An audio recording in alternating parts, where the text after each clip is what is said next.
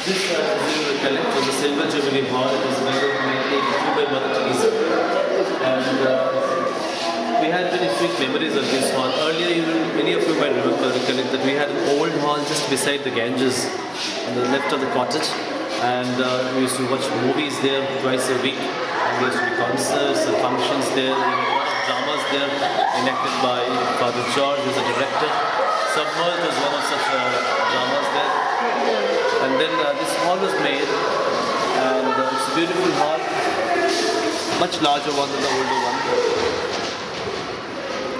When this hall was being made, we had played a lot of jokes around. The floor was being polished, and they had put wax on it, so as to come and sneak into our way and skied along.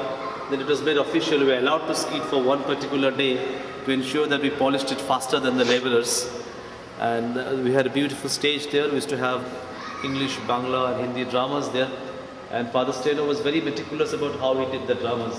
So we had a huge curtain at the back, and it was to be painted for a month, or Hamlet or whatever Shakespearean play he opted to have it. We also had nice stage settings at that point of time. And that, as we'll all remember very fondly, the school emblem on the left side, yellow and red, with Serio e Constante as the school's motto, seriously and constantly. And if I may recollect correctly, during the school concerts, at least till the 90s and around there, every time there was a school concert, considering the ratio of the students at that time used to be 1,000, you guys would remember how the entire hall used to be packed all the way till the end, so much so that people used to stand on those benches, those little benches there at the end. People would stand on them just to watch us do our acts. And this hall also has certain other memories. We used to have prayer service there on various occasions, be it Diwali or Buddha Jayanti or any other festivals. We just had a lamp on the table there, and the father would light the lamp and the teachers would say something, if your students would say something. There were no pictures, nothing. The lamp was there. And we had these little prayer lines that would go along, talking about certain hymns, and there would be those little prayer lines that would talk about the different atrocities and the crimes that were committed and people who used to suffer because of them, and the victims, and we used to pray for them. So, on one particular occasion, it was a Diwali day, and we had a prayer service here in the evening. So Father Gert was there. Everybody was given a small candle. So you all entered by lighting the candle and entered the hall. Lights were given off, and we had a silent prayer service.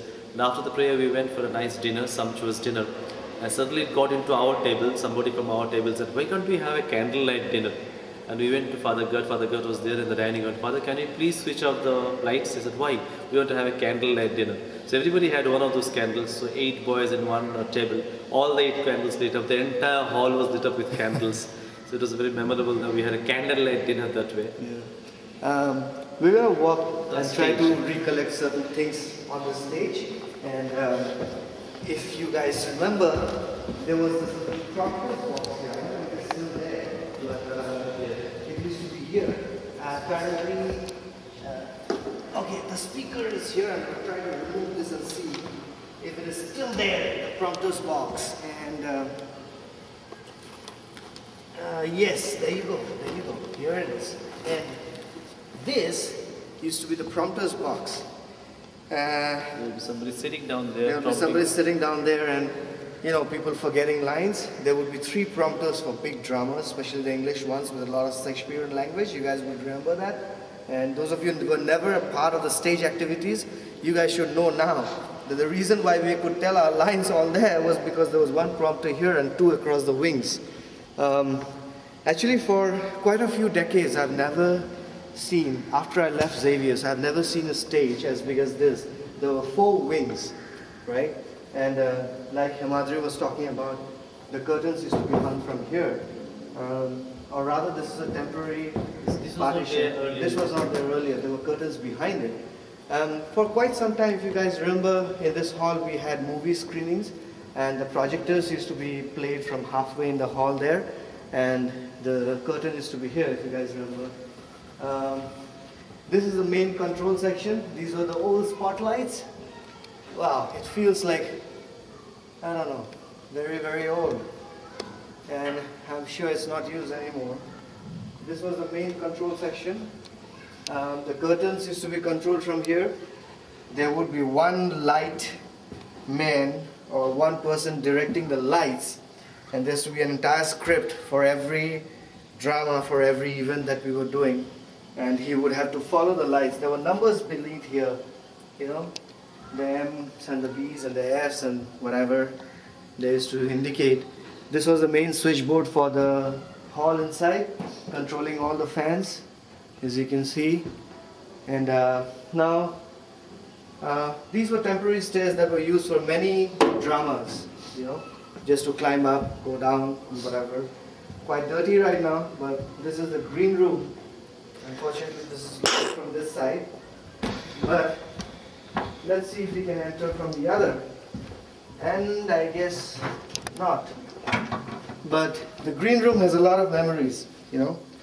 The green room has so many memories that we just can't list all of them, but those of you who took part in stage activities, you would remember that Mrs. Munshi used to do all the makeup stuff from the green room. That was the only time she forgot her primary sections. You know what I mean? So every time, every 24 hours a day, 365 days a year, she can take care of her kids.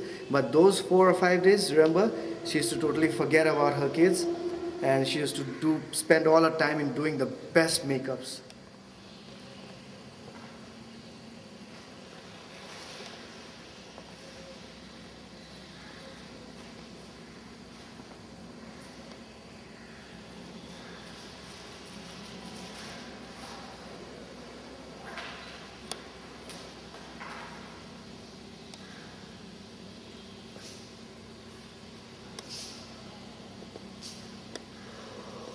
And the last part of this hall, there's a little balcony up here. We rarely came up here, but this is one place where you could get a very nice bird's eye view of the entire fields. Unfortunately, that's covered by this jackfruit tree in front. But earlier, you could get a very good coverage of the field from here.